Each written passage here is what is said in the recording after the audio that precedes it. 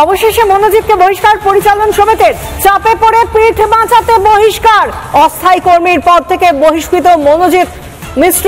College থেকে বহিষ্কার প্রমিত মুখার্জি ও জেব আহমেদকে। প্রমিত ও জেব অপর দুই অভিযুক্ত, তাদেরকে বহিষ্কার করা হলো কলেজ থেকে। আর অন্যদিকে যে অস্থায়ী কর্মী পদে কাজ করছিল মনোজিৎ মিশ্র, তাকে অবশেষে বহিষ্কার পরিচালন সমিতির, চাপে পড়ে পিঠ বাঁচাতে বহিষ্কার। অস্থায়ী কর্মীর পদ থেকে বহিষ্কৃত মনোজিৎ, কলেজ থেকে বহিষ্কার প্রমিত ও জেবকে।